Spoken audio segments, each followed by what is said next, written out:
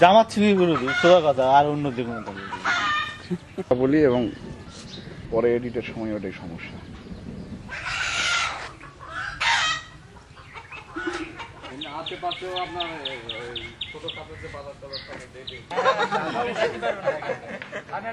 এত কাদা হয়ে যায় আপনি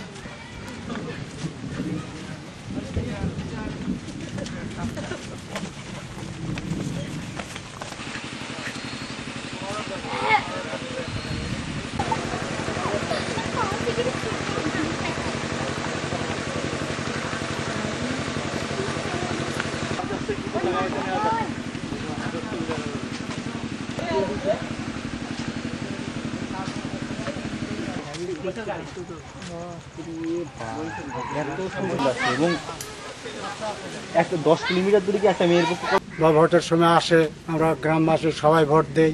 এই রাস্তার জন্য কত অনুরোধ করেছি, তবু আমরা রাস্তা পাচ্ছি না। এই রাস্তাটা পাকা রাস্তা হয়ে গেলে আমাদের গ্রামের ছেলেমেয়েরা লেখাপড়ায় খুবই ভালো উদ্যোগী বা করতে পারবে। আপনার এমপি সাহেব আসে বলেন ভোট চাইলেই ওই কথাই বলে কি রাস্তা দেবে, কিন্তু রাস্তা দেয় না। এবারও আপনার উপজেলা চেয়ারম্যান প্রথমে আসছে, এমপি যখন আসছে এসেও বলছে আপনার ভোট দিয়ে, তা আমরা আপনাদেরকে প্রথমেই আপনাদেরকে রাস্তা এই যাবত আপনার নির্বাচন শেষ হয়ে গেছে, কতদিন চলে গেল, কিন্তু এখনো কোনো রাস্তার কোনো খবর নেই।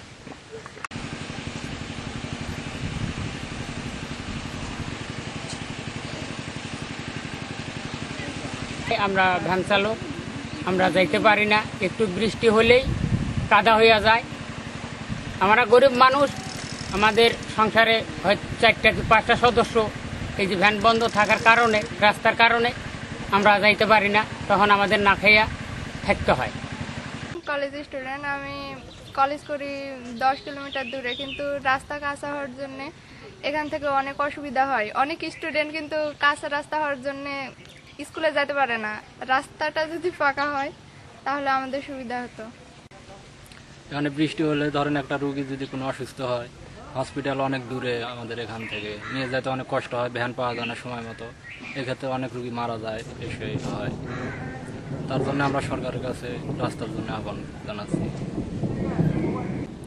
বালিচাঁদ গ্রাম, বালিচাঁদ, চৌরার, সামড়া, কোষপান্ডি, 4-5টা গ্রামের লোকজন আমরা অত্যন্ত দুর্ভোগের মধ্যে আছি একটা রাস্তার জন্য। যদি একটা রাস্তা হয় তাহলে আমরা গ্রামবাসী অত্যন্ত উপকৃত হই। লোক সংখ্যা খুব কম না, প্রায় 8-10 হাজার লোক আমরা এলাকায় বসবাস করি।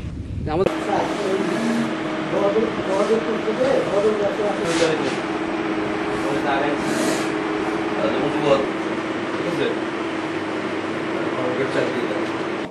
এই রাস্তার উন্নয়নের বিষয়ে আমরা মাননীয় স্থানীয় সংসদ সদস্য এবং প্রধান প্রকৌশলী জিডি মহোদয়ের সাথে আলোচনা করে রাস্তাটি কিভাবে দ্রুত উন্নয়ন করা যায় এ বিষয়ে আমরা প্রয়োজনীয় ব্যবস্থা গ্রহণ করব।